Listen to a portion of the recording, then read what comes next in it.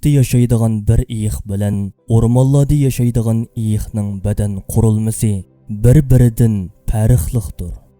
Qutub éyiqlari muzlar bilan qoplangan soğuq rayonlarda yaşashga mos bo'lgan badan va a'zolarga ega. Undaqda bu éyiqlar qutubdagi bundoq soğuqda to'nglab qolmay hayotini qandoq davomlashtiryotadi. Yiroqdan qaraganimizda oq ko'ringan u mo'yliq teri aslida suzukdir. 5 santimetr qilinliqdagi bu alohida mo'yliq teri badandagi issiqlikni yo'qotishning oldini olish bilan birga quyosh nuridagi haroratni ostidagi qora rangli tuklarga qadar yetkazadi. Shundaqla bu terining ostida badanni sovuqdan qo'g'daydigan 10 santimetr qilinliqda bir moy qatlama bor. Undan boshqa bu mo'yliq teri qutub éyiqi uchun mukammal bir kiyimdir. Éyiq suvga kirganda barliq tuklari bir-biriga yepishib, ostiga suv o'tkazmaydigan qo'g'dinish kiyimga aylanadi. Bu éyiqlar suvning ichida va sirtida o'xshashli 37 graduslik issiqlikni doim saqlay oladi. Qutub éyiqlari muzning ustida soatda 100 kilometrlik musofani hech orom olmasdan bosalaydi. Bu éyiqlar bunchalik yo'lni muz ustida hech teyilmay qandoqsiga buncha rohat mangalaydi. Buning sababi éyiqning putlari muz yuzini vakuumga o'xshash qamollab tutib olishidir. Chunki put barmoqlarining orasidagi bo'shliqlar muz yuzini vakuumlik holatda tutib oladi. Yana bu barmoqlar orasidagi to'rsimon bir qavat éyiqning suvda soatiga 10 kilometr o'zishiga imkoniyat yaratib bermoqda. Endi bu tushunchalardan keyin so'raymizki, qutuplarda yashagan bir éyiq o'rmonda yashaydigan éyiqdan buncha farqli alohidaliklarga qandoq erishgan?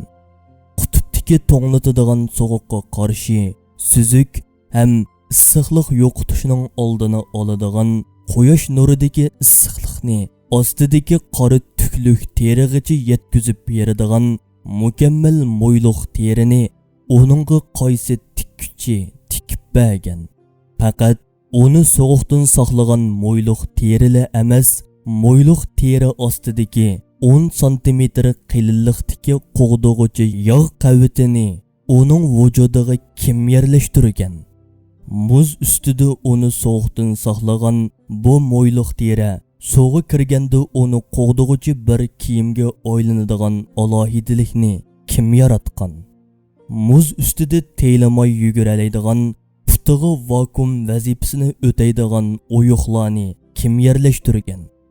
Suvda o'zishini qulaylashtirish uchun barmoqlari orasidagi to'rsimon qavatni uningga kim qo'ygan? Allohning borlig'ini qabul qilmay, har ishni sabablarga, tasadduqlarga va tadrijiy taraqqiyotlarga yuklaganlardan so'raymiz. Hikmat, foyda, marhamat, tadbir va tarbiya ko'rinib turgan bu ishlarning egisi bo'lish faqat va faqat hayot, ilm, iroda va qudratga o'xshash sifatlarning sohibi bo'lish bilan mumkindir. Holbuki Allohni qabul qilmaganlar o'tirg'i qo'ygan sabablar bu sifatlardan mahrumdir. Ongsiz atomlarning bir yerga kelib, ongliq mavjudliklarni paydo qilishi, hayotsiz sabablarning bir yerga kelib, o'z oldiga hayotlikqa ega bir mavjudlikni paydo qilishi mumkin bo'lmaganiga o'xshash, bu qutub éyiqini paydo qiladigan atomlarning bir yerga to'planib, muzliqlarda yashashga mos vujud va a'zolarni u mavjudotga berishi aql, mantiqa, vijdon va insof hech qabul qilinmaydigan bir ahvoldir.